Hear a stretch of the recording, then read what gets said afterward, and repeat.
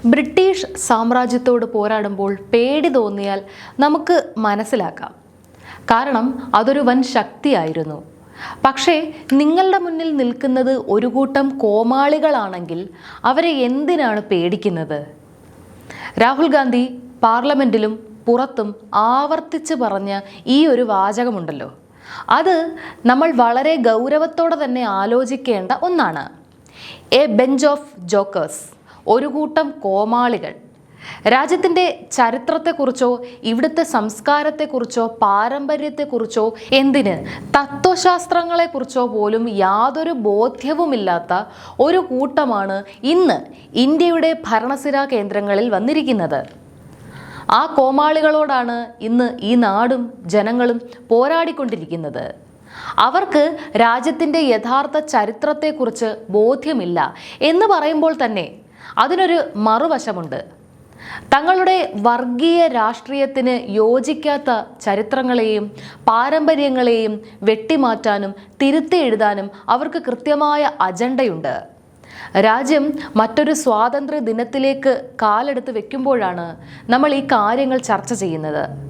രാജ്യത്തിൻ്റെ സ്വാതന്ത്ര്യദിനം ആഘോഷിക്കുമ്പോൾ സ്വാഭാവികമായും നമ്മൾ ചിന്തിക്കേണ്ടത് ഇവിടുത്തെ ഭരണാധികാരികളെക്കുറിച്ചാണ്. നരേന്ദ്രമോദിയെക്കുറിച്ച്, അമിത്ഷായെക്കുറിച്ച്, ഈ സർക്കാരിനെ നിയന്ത്രിക്കുന്ന RSSനെയും സംഘപരിവാറിനെയും കുറിച്ച്.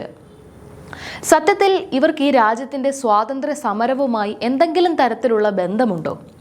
സ്വാതന്ത്ര്യത്തിന് വേണ്ടി പടപൊരുതിയ ഏതെങ്കിലും ഒരു പാരമ്പര്യം ഇവർക്ക് അവകാശപ്പെടാനുണ്ടോ? ഒരിക്കലുമില്ല. അന്ന് പോരാടിയവരുടെ പാരമ്പര്യമല്ല, മറിച്ച് ആ പോരാട്ടങ്ങളെയും സ്വാതന്ത്ര്യ സമര സേനാനികളെയും ഒറ്റുകൊടുത്തവരുടെ പാരമ്പര്യമാണ് ഇവർക്കുള്ളത്. അന്ന് ബ്രിട്ടീഷുകാർക്ക് മാപ്പെഴുതി നൽകി സ്വാതന്ത്ര്യ സമരത്തെ ഒറ്റുകെടുത്ത VD സവർക്കറുടെ അതേ പാരമ്പര്യമാണ് ഇന്നും ഇവർ തുടരുന്നത്. ഇതാണ് രാജ്യം കണ്ട ഏറ്റവും വലിയ ഭീരുത്വത്തിൻ്റെ ചരിത്രം. നമ്മളാരും സ്വാതന്ത്ര്യ സമര കാലത്ത് നേരിട്ട് ജീവിച്ചിരുന്നവരല്ല. അന്ന് എന്താണ് നടന്നതെന്ന് നമ്മൾ കണ്ടിട്ടുമില്ല. പക്ഷേ ആ ഒറ്റുകൊടുക്കലിൻ്റെ രാഷ്ട്രീയം എന്താണെന്ന് മനസ്സിലാക്കാൻ നമുക്ക് ഇന്നത്തെ കാലത്തെ ഉദാഹരണങ്ങൾ തന്നെ ധാരാളമാണ്. നമ്മൾ കൺമുന്നിൽ കാണുന്ന അനുഭവങ്ങൾ വെച്ച് നോക്കിയാൽ കാര്യങ്ങൾ വളരെ വ്യക്തമായി റിലേറ്റ് ചെയ്യാൻ സാധിക്കും. കഴിഞ്ഞ ദിവസങ്ങളിൽ രാജ്യതലസ്ഥാനമായ ഡൽഹിയിലെ ജന്തർ മന്ദറിൽ നമ്മൾ കണ്ടത് എന്താണ്? രാജ്യത്തെ ഭാവി തലമുറയായ വിദ്യാർത്ഥികൾ തങ്ങളുടെ അവകാശങ്ങൾക്കായി തെരുവിലിറങ്ങി സമരം ചെയ്തു. ആ ജനാധിപത്യപരമായ പ്രതിഷേധത്തെ ഈ BJP ഫാസിസ്റ്റ് ഭരണകൂടം എങ്ങനെയാണ് നേരിട്ടത്? സമരം ചെയ്ത വിദ്യാർത്ഥികൾക്ക് നേരെ അതിക്രൂരമായ അക്രമങ്ങളും അടിച്ചമർത്തലുകളുമാണ് ഇവർ അഴിച്ചുവിട്ടത്. ഡൽഹിയിൽ വന്ന് പ്രതിഷേധിച്ച കുട്ടികളെ ഫേഷ്യൽ റെക്കഗ്നീഷൻ സാങ്കേതിക വിദ്യ ഉപയോഗിച്ച് ഐഡന്റിഫൈ ചെയ്ത് അവരുടെ വീടുകളിൽ ചെന്ന് ഭീഷണിപ്പെടുത്തി, ഭയപ്പെടുത്തി, ക്രൂരമായി വേട്ടയാടി. 1947 നിന്നും മാറി നമ്മൾ ഇന്ന് എത്തി നിൽക്കുന്നത് AI അഥവാ ആർട്ടിഫിഷ്യൽ ഇൻ്റലിജൻസിൻ്റെ കാലത്താണ്. കാലവും സാങ്കേതിക വിദ്യയും മാറി എന്നത് മാത്രമാണ് അന്നും ഇന്നും തമ്മിലുള്ള വ്യത്യാസം. അന്ന് ബ്രിട്ടീഷുകാരുടെ പാദസേവ ചെയ്ത് സ്വന്തം രാജ്യത്തെ ജനങ്ങളെ ഒറ്റുകൊടുത്തവർ ഇന്ന് പുതിയ സാങ്കേതിക വിദ്യ ഉപയോഗിച്ച് സ്വന്തം രാജ്യത്തെ വിദ്യാർത്ഥികളെയും കർഷകരെയും വേട്ടയാടുന്നു. BJP ഭരണത്തിൻ്റെ അപകടകരമായ മറ്റൊരു വശം നോക്കൂ. രാജ്യത്തിൻ്റെ വിദേശ നയം പോലും ഇവർ തമാശയാക്കി മാറ്റി. പ്രധാനമന്ത്രി ലോക നേതാക്കളെ കെട്ടിപ്പിടിക്കുന്നത് മാത്രമാണ് വിദേശനയം എന്ന് ധരിച്ചു വച്ചിരിക്കുന്നു.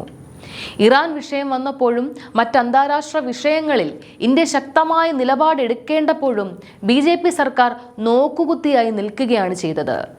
അതിർത്തിയിൽ ചൈന കടന്നുകയറ്റം നടത്തുമ്പോൾ പോലും ഒരു ഇഞ്ച് സ്ഥലം പോലും പോയിട്ടില്ല എന്ന് പറഞ്ഞ് രാജ്യത്തെയും സൈന്യത്തെയും ഒറ്റുകൊടുക്കുന്ന നിലപാടാണ് ഇവർ സ്വീകരിച്ചത്. മാധ്യമങ്ങളെ ഭീഷണിപ്പെടുത്തി വാർത്തകൾ മുക്കാൻ പറയുന്നതും ഇവരുടെ ഭീരുത്വം കൊണ്ടാണ്. ഏറ്റവും രസകരമായ കാര്യം എന്തെന്ന് വെച്ചാൽ ഒരു കാലഘട്ടം വരെ തങ്ങളുടെ ആസ്ഥാനങ്ങളിൽ രാജ്യത്തിൻ്റെ ദേശീയ പതാക ഉയർത്താൻ പോലും തയ്യാറാകാതിരുന്ന ആളുകളാണ് ഈ സംഘപരിവാറുകാർ. രാജ്യത്തിൻ്റെ സ്വാതന്ത്ര്യത്തെ പോലും വർഷങ്ങളോളം തള്ളിപ്പറഞ്ഞവർ. എന്നാൽ ഇന്നിപ്പോൾ അവരാണ് നമ്മളെ രാജ്യസ്നേഹം പഠിപ്പിക്കാൻ വരുന്നത്. നമ്മൾ എങ്ങനെ സ്വാതന്ത്ര്യദിനം ആഘോഷിക്കണം എന്നൊക്കെ ഇവർ ഉപദേശങ്ങൾ നൽകുന്നു. ഒരു കാലത്ത് സ്വാതന്ത്ര്യദിനം ആഘോഷിക്കാതിരുന്നവർ ഇന്ന് ഹർ ഘർ തിരങ്കയും യാത്രകളും നടത്തി ആളുകളെ പറ്റിക്കുന്നു. 2002 അന്നത്തെ BJP പ്രധാനമന്ത്രിയായിരുന്ന അടൽ ബിഹാരി വാജ്പേയി പാർലമെന്റിൽ വെച്ച് പറഞ്ഞ ഒരു വാചകമുണ്ട്. രാജ്യത്തെ ഒരു വലിയ മഹാമാരി കാർന്ന് തിന്നുകൊണ്ടിരിക്കുകയാണ്. അതിന് കൃത്യമായ ചികിത്സ നൽകിയില്ലെങ്കിൽ വലിയ വില നൽകേണ്ടി വരും. അന്ന് വാജ്പേയി സൂചിപ്പിച്ച ആ മഹാമാരി ഇന്ന് രാജ്യത്തെ ഒന്നടങ്കം വിഴുങ്ങിയിരിക്കുകയാണ്. അത് നമ്മൾ ഇന്നിവിടെ നേരിട്ട് അനുഭവിച്ചുകൊണ്ടിരിക്കുകയാണ്. രാഹുൽ ഗാന്ധി ഇവരെ ബെഞ്ച് ഓഫ് ജോക്കേഴ്സ് എന്ന് വിളിക്കുമ്പോൾ അവർ വെറും നിഷ്കളങ്കരായ കോമാളികളാണെന്ന് ആരും കരുതരുത്. അവർ കുതന്ത്രങ്ങൾ മാത്രം അറിയാവുന്ന കോമാളികളാണ്. തങ്ങൾക്ക് അർഹതയില്ലാത്ത അധികാര കസേരകൾ അവർ വളഞ്ഞ വഴിയിലൂടെ സ്വന്തമാക്കി. ജനങ്ങൾ നേരിട്ട് തെരഞ്ഞെടുപ്പിലൂടെ തരുമെന്നുറപ്പില്ലാത്ത അധികാരത്തെ അവർ പണം കൊടുത്തും ഏജൻസികളെ ഉപയോഗിച്ചും പർച്ചേസ് ചെയ്ത് പോക്കറ്റിലാക്കി. കഴിഞ്ഞ പാർലമെന്റിന്റെ മൺസൂൺ സെഷൻ തന്നെ എടുത്തു നോക്കൂ. ഏകദേശം 18 ദിവസത്തോളം നീണ്ടുനിന്ന സഭാ സമ്മേളനം രാജ്യത്തിന്റെ പ്രധാനമന്ത്രിയോ ആഭ്യന്തരമന്ത്രിയോ ആദ്യത്തെ 17 ദിവസവും സഭയിലേക്ക് തിരിഞ്ഞു നോക്കിയില്ല.